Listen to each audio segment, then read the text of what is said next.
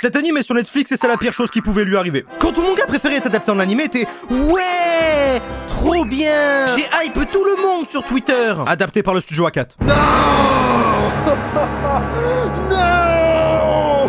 Non. Heureusement, ce n'est pas arrivé pour Bloom. Cloverworks a pris l'animé et ils ont la réputation de faire de bons trucs.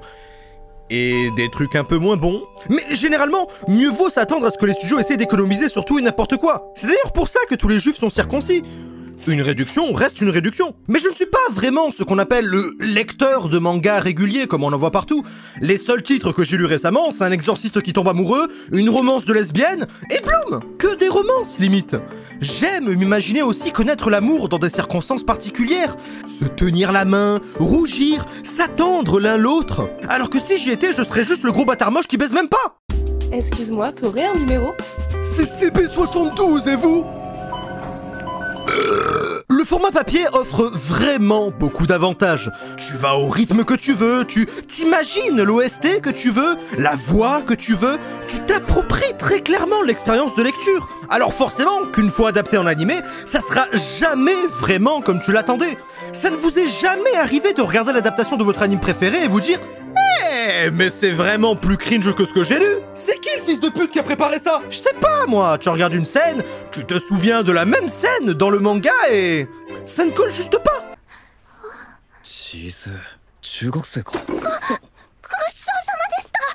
Et voici en manga comment je l'ai lu. Haha, merci pour la nourriture. J'ai le sang de la veine. Mais quel est le problème de Bloom à la fin? L'animé? Qu'est-ce que les gens lui reprochent? Pourquoi Netflix a encore fait n'importe quoi? Et pourquoi je deviens aussi régulier que baguette salée? Oublions cette attaque ciblée, je ne suis pas Israël, mais parlons un peu de la...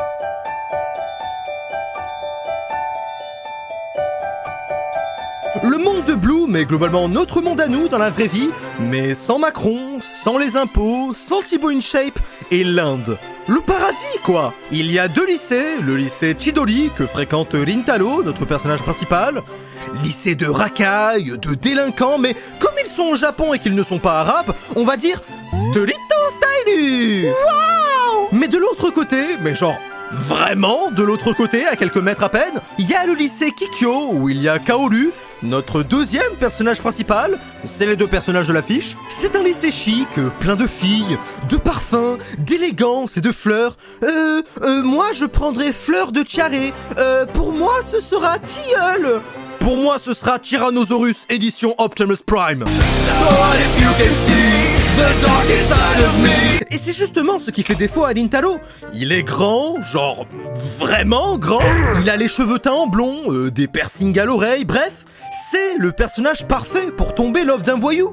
Ah, vous pensiez que j'allais parler du fait qu'il terrifie tout le monde avec son look? Non, parce que c'est le cas, hein, c'est vraiment ça, il fait peur à tout le monde, parce que personne au Japon ne se teint les cheveux, c'est un peu tabou, il a des piercings, mais c'est trop une racaille ce type. Il fait peur à des randoms, il fait peur aux filles, parfois à ses propres amis, mais il a vraiment un bon fond. Il est gentil et assez calme en fait. C'est comme les noirs qui ont les ongles blancs, ça prouve qu'il y a du bon en chacun de nous. Alors... la vanne sonnait bien dans ma tête. Et elle sonne encore mieux en vidéo. Mais même baigné dans les fantasmes des hommes avec des harems partout, des meufs à poil aux gros seins, obéissantes et toutes dociles, je sais quand même reconnaître un personnage fait pour la jante féminine. Je sais ce que vous êtes. Voyou, rebelle, grand, blond, gentil, attentionné, patient et social. Aucun homme qui a touché un PC n'a ces qualités-là. Dont moi. Mais ça ne lui sert à rien. Tout ce riz de voyous tombe un peu dans l'oubli parce que le lycée Kikyo, lycée un peu bourgeois exclusif aux filles, déteste autant le lycée Chidori que les Japonais détestent les Chinois. Et quand des racisés font preuve de racisme, est-ce que c'est comme en maths et ça s'annule? Non, parce que les deux lycées sont vraiment très proches, quoi. Le pire, c'est que le lycée Chidori n'est pas spécialement un lycée de voyous. C'est juste un lycée rempli de trous du cul. À commencer par les potes de Rintaro. ねえ、これ落としたよ。捨ててもらって結構です。え？たった今使いたくなくなったので。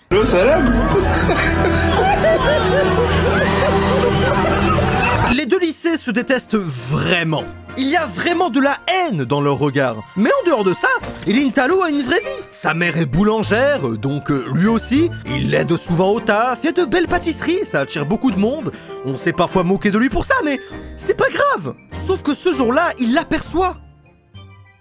La meuf de l'affiche. Elle mange beaucoup, ça l'étonne, ils parlent et finissent par se revoir et en fait, tous les deux voulaient se parler depuis longtemps autour d'un petit gâteau. On peut voir le regard amoureux et curieux des deux jeunes, ça donne le sourire et globalement, ça fait plaisir de voir qu'ils disent vraiment ce qu'ils pensent plutôt que d'attendre la fin de la saison 1. N'est-ce pas? Sauf qu'ensuite, elle se fait agresser en rentrant, mais il la sauve et réalise le lendemain qu'ils sont en fait dans le putain de lycée d'à côté. Ah, c'est magique, c'est magique. Le scénario qui est magique, hein. Évidemment, il hésite et ne dit rien à ses potes, imaginant déjà leur réaction. Hihi, je sors avec une des filles qui vous détestent, les gars. Vous savez, ces filles de riches qui vous crachent à la gueule. Des riches détestables. Pas croyable. Et globalement, une relation commence avec ses difficultés, ses épreuves, et on va la voir grandir de la façon la plus saine jamais vue dans une romance. Parce que c'est ça la force de Bloom. Oui, moi aussi, ma sœur prenait le magnétoscope en otage. Bloom, c'est la romance avec des limites, des dialogues réels, des interactions pures, des personnages charmants et qui donnent le sourire. Comment une œuvre aussi saine et immaculée peut poser problème? Ah si, attendez. Anime de pédophile, le MC qui a 19 ans et l'autre gamine qui a 16 ans. C'est trop gênant. Faut être un détraqué pour apprécier ça en tant qu'homme. Les mangas et les animés depuis que les gros shonen se sont terminés, ça devient vraiment de la merde. Ceux qui regardent ça sont des pédophiles. Ça pue sa mère. Ouais, ça pue sa mère. C'est trop gênant en fait. Alors, par où commencer? Le 19 ans, 16 ans, c'est faux, voilà, c'est juste faux, le wiki le prouve, les fiches de personnages le prouvent, et ils sont tous les deux dans la même année de lycée, donc bon, ensuite, oui, ça peut être gênant, oui, c'est gênant les romances des fois, oui. Détraqué pour apprécier ça, mais Pépé de Dragon Ball qui a des délires largement pires qu'une meuf timide qui rougit devant un gars d'1m90, mais encore une fois, la commu anime super soudée. Là, Et si en plus c'était pas assez, Netflix, les seuls qui détiennent les droits de diffusion en France et un peu partout ailleurs, sortiront l'animé tout d'un coup en septembre.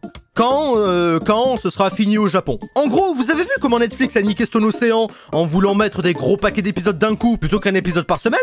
Eh ben pareil. On a un anime grave hype, grave attendu. Il y a littéralement tous les lecteurs du manga qui étaient chauds de découvrir l'animé et on ne peut juste pas. Va falloir attendre septembre comme des sgegs alors que la mondialisation existe. Ou alors Personnellement, j'ai pu regarder l'animé grâce à la team Kaolukana, qui ont bien voulu traduire l'épisode avec les sous-titres, etc. Voici leur serveur, un grand merci à eux. Et puis, comme j'ai dit dans la dernière vidéo, allez vous faire enculer Netflix!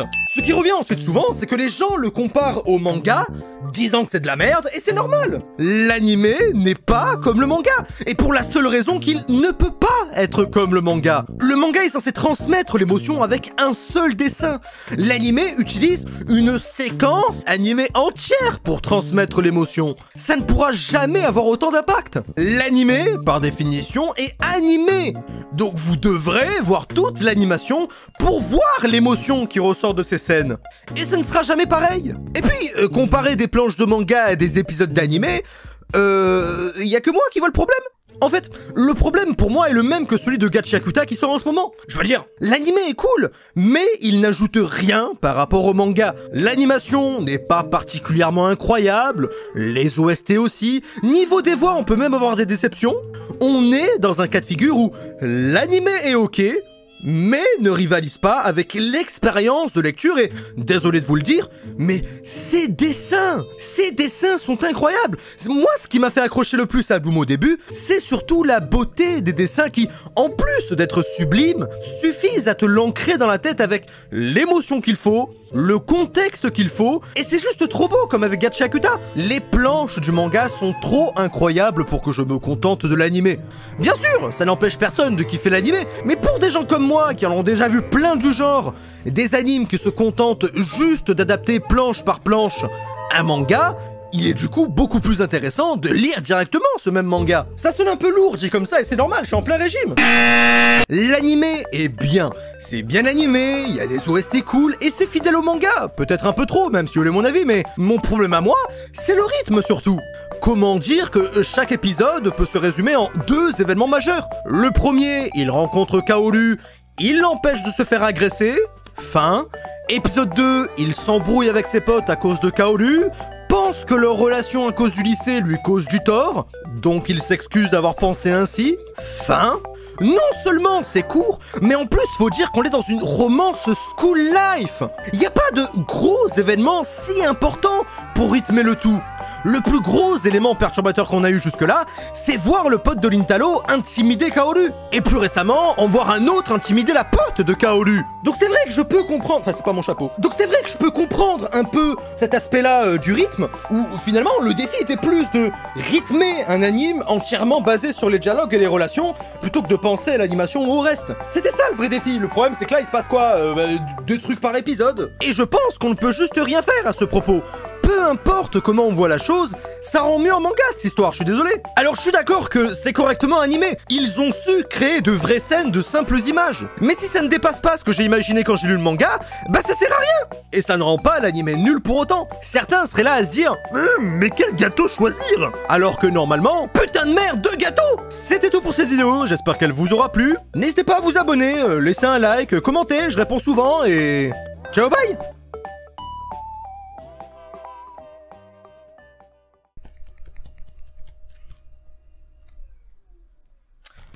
Alors, me revoilà assez vite.